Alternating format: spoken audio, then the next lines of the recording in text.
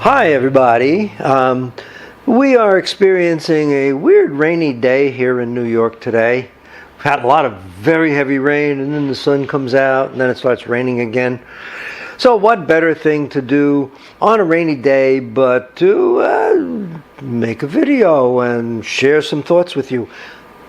I did spend a little time this morning online, and I came across something that apparently came from our local ABC television channel, Channel 7 in New York, and they did a survey.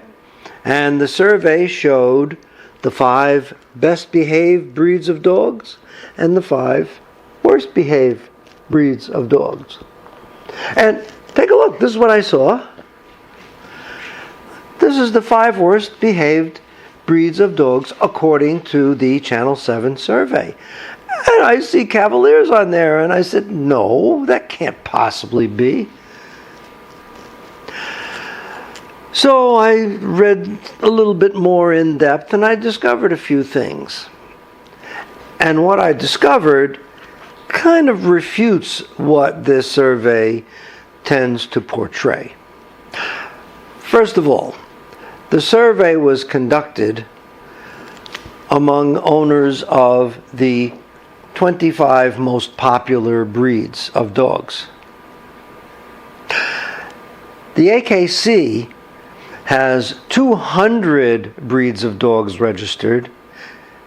What about the other 175 breeds of dogs that are not the most popular? Are they not the most popular because they're not well behaved? Very good possibility. I suspect the result would have been a bit different if the survey had been conducted among all dog owners. Secondly, this survey focused on 2 categories, and 2 categories only. The first of those 2 categories was in following commands. Now, I don't know if you've ever seen Bootsy. Bootsy, she's lying on the couch too, but she looks just so comfortable. I hate to disturb her. But Bootsy was trained as a trick dog. Didn't take an awful lot of training, just a little bit of work, a few minutes a day for a month or 2, and she became actually certified as a novice trick dog. And she got awards for that, and it was very good. If you've seen her in action, she could do all sorts of things. It just takes a little bit of training. I think if you're watching what she's doing here, you can see she follows directions quite well. The second category that was involved in this survey was temperament. I think just looking at this picture of dogs lying on my lap says it all. This is the temperament I like. I don't have any problem with the Cavalier temperament. Even my little young puppy, who's not totally trained yet, loves to lie on our laps. The third problem I found with this survey is what the 2 most common complaints about the not very well behaved breeds are. The first of those 2 was barking at others. Well, first of all, if you have a dog, a lot of people want a dog to alert them to strangers lurking around their property, somebody coming to the door that doesn't ring the doorbell and you don't know if they're there, or anything along those lines. And I don't have a problem with that really, as long as it's not excessive. Now, the other thing is training.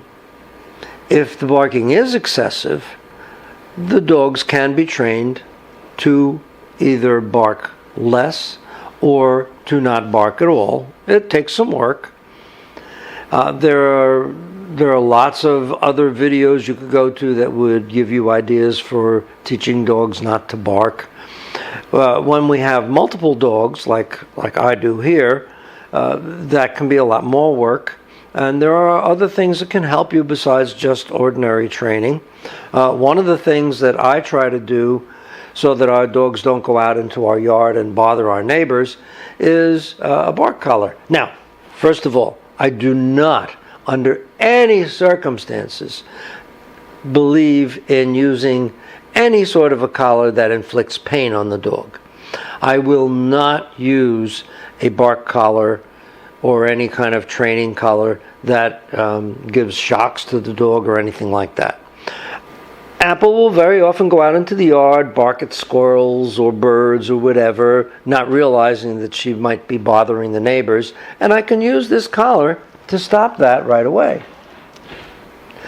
It has a controller. It's remote controlled, so I can do it even from inside the house. It can be used, it can be used to inflict a shock on the dog, but I don't have that part of the collar installed at all. I use two things. The first is a beep signal, and the second is a vibration. Now, I usually use both because the vibration is uncomfortable to the dog, and the beep signal just alerts them. And like any training, if you beep first and then vibrate, very often all you have to do is beep and then that's all. But even the vibration, I mean, it's around the dog's neck, and it's really not going to harm the dog at all. I will demonstrate. It's on my neck. I'm going to vibrate.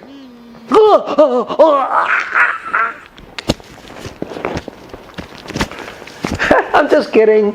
It didn't hurt at all. I could do it all day. It actually feels kind of good. The other most common complaint involved in this survey was jumping up on others. I guess people who come into their homes, owners don't like their dogs to jump up on them. And yes, that is a concern.